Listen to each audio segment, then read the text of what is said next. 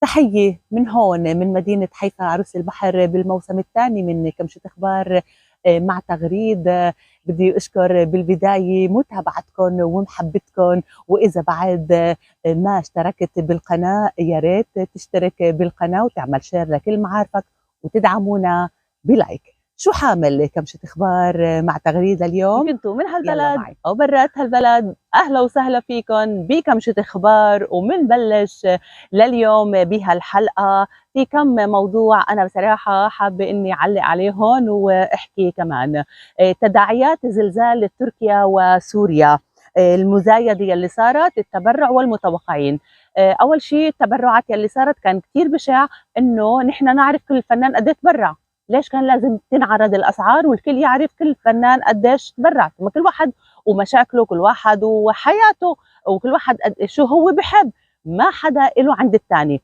اما المزايده يعني كانت كمان ولا في ابشع من هيك ومش مقبول كمان. يعني لما شخص عم بيقول لهيفا نحن بدنا منك كميه هالقد من الحليب، وهي بتبعت بدل كميه كميتين، وبعدين بيتوجه سيرين عبد النور وبده يعمل نفس الشيء، لكن سيرين عبد النور ردة فعلها كانت غير. وبما انه ما تبرعت مش لانه ما بدها تتبرع، لاسباب معينه، هجوم كان عليها، مسبات وشتائم ان كان من الفانز. يعني انا ما فهمت هالفانز، انتم مين كرمال تحاسبوا العالم؟ ومش بس الفانز، اي بني ادم، اي حدا، ما حدا له يحاسب الاخر. ممكن تشوفوا حدا لابس حلو وشكله مرتب حاله، ولكن ما حدا بيعرف شو في ظروف الثاني. فما تحسدوا الناس على اي شيء، على حياتهم اللي هن عايشينها او اي شيء هن بيعملوه. كل واحد يهتم في حاله ويعمل شو هو شايف انه يعمل. اما المتوقعين فزادوا، كل يوم عم نسمع شو توقعات. يعني معقول انه الزلزال لما بده يصير بيسأل حدا أو بينطر حدا تيتوقعه؟ مثلا الهولندي نحن ما عرفنا مين بيشبه، كارمن شماس، ميشيل حايك، هو متوقع جيولوجي، هو متوقع أو عالم جيولوجي. يعني حتى علماء الجيولوجيا ما بيقدروا يعرفوا امتى بده يصير زلزال. فيا ريت كانت هالقصص تخلص، لانه ارعبوا العالم. وهيدا الهولندي اللي خبرتكم عنه يعني عنده كثير مواقع اتصال، وكل يلي عمله انه كان يقول، وزبطت معه، ناقشت معه واخذ كثير فيوز، يعني بس انه رعب العالم وما كانت حلوه.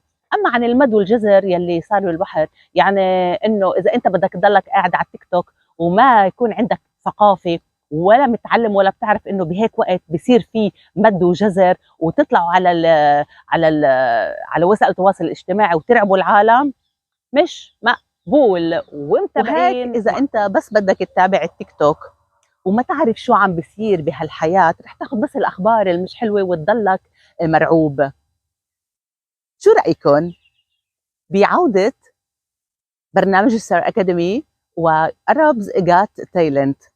برايكم رح يكون في مشاهده بعد ما الناس اليوم بس بتشوف تيك توك وانستغرام؟ رح يكون عن جد في إلها جلاده وتتابع وتقعد 24 ساعه على 24 على 24 وتتابع هالبرامج؟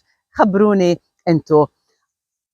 احلام، يعني احلام حدا بحب انه يثير الجدل.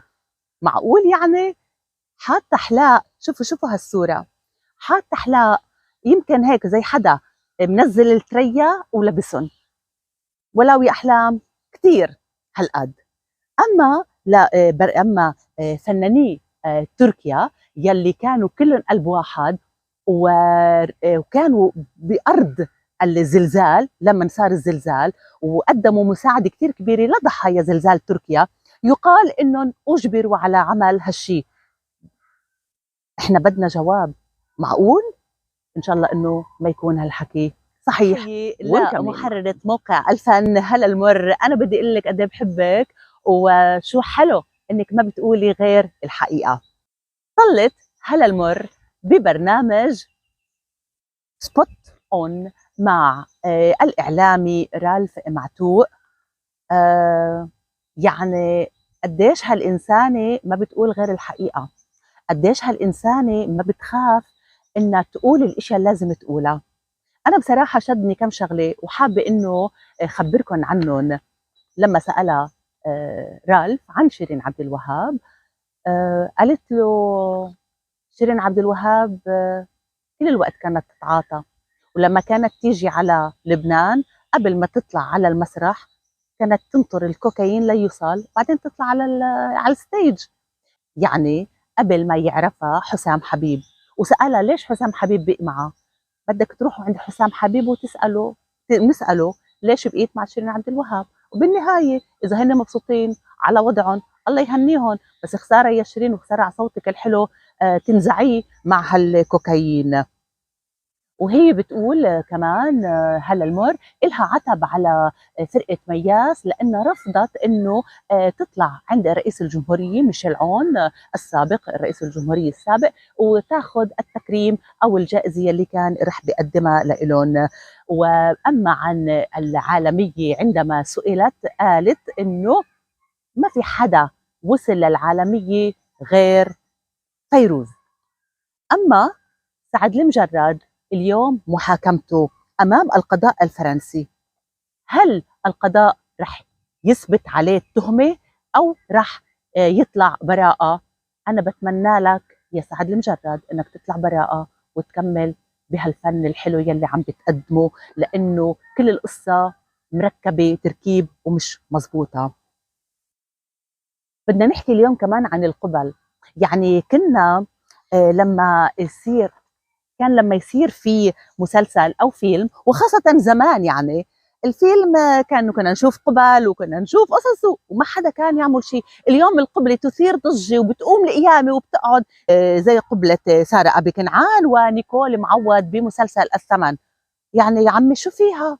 شو صار؟ وين نحن؟ انا نفسي افهم نحن وين من كل يلي عم بيصير.